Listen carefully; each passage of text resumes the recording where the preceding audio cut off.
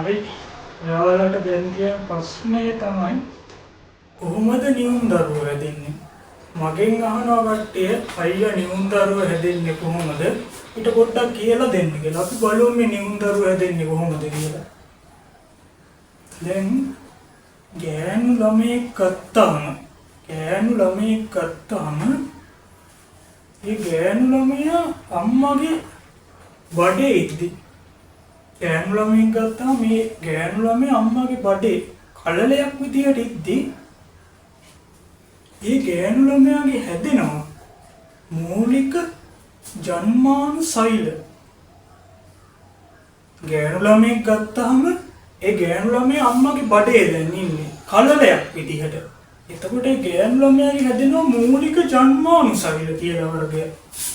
මූලික ජන්මානුසෛල. මූලික ජන්මානුසෛල.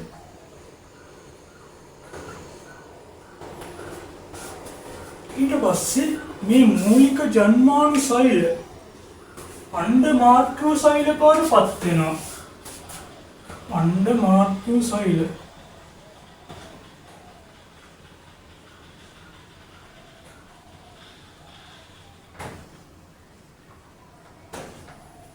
ඊට පස්සේ මොකද වෙන්නේ? මේ අණ්ඩ මාතෘ සෛල ප්‍රාථමික අණ්ඩ සෛල බවට පත් වෙනවා. ප්‍රාථමික අණ්ඩ සෛල.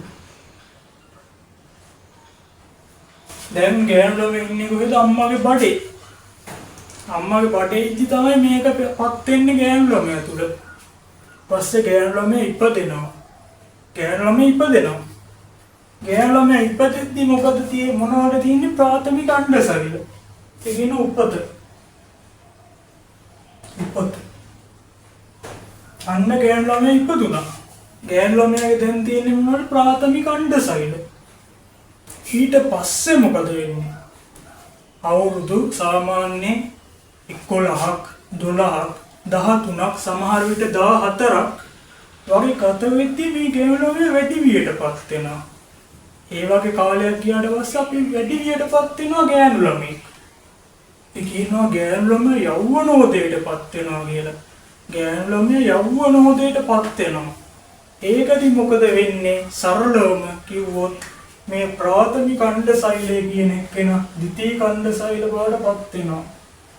ද්විතීක අණ්ඩසෛල.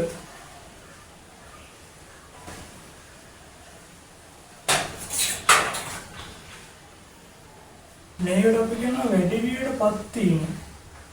වැඩි වියටපත් වීම. නියුම් දරුවෝ හැදෙන හැටි ගැන කියන්නේ පොඩ්ඩක් අහගෙන ඉන්න.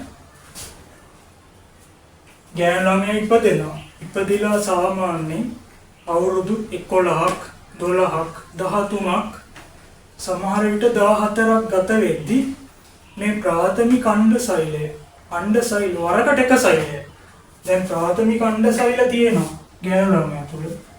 වරකට එක සෛලය බැගින් ද්විතීක අණ්ඩසෛලයක් බවට පත් වෙනවා.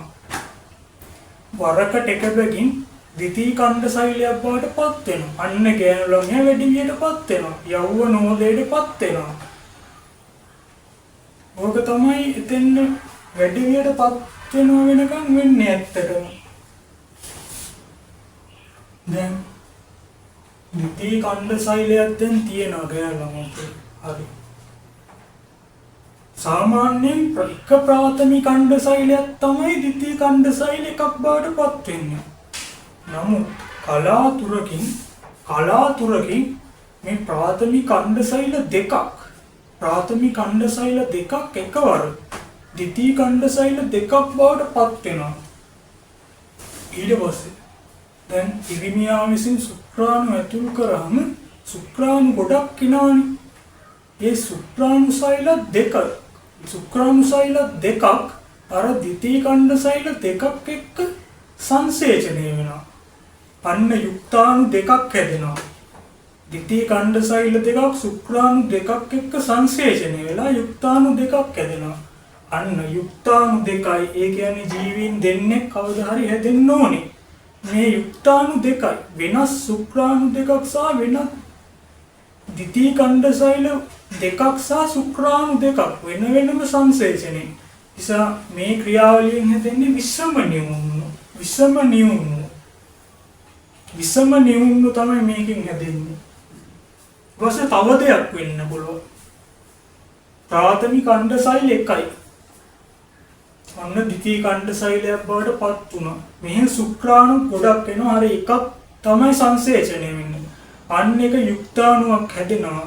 නමුත් මේ යුක්තාණුව දෙකකට බෙදෙනවා. සෛල කියන්නේ වෙනම සෛල දෙකක් බවට පත් වෙනවා. අන්න ඒ ක්‍රියාවලියෙන් හැදෙන්නේ සමනියුණු. එකම යුක්තාණුවනේ දෙකට බෙදෙන්නේ. දැන් අරකේ සෛල ද්විතීයි ඛණ්ඩසෛල දෙකක් ශුක්‍රාණු දෙකක් සමග වෙන වෙනම සංසේචනය. එතනින් විෂම නියුණු හැදෙනවා. මෙතනින් සම නියුණු හැදෙනවා. මම හිතන්නේ ඔයාලට තේරෙන්නේ නැති කියලා මම කියපු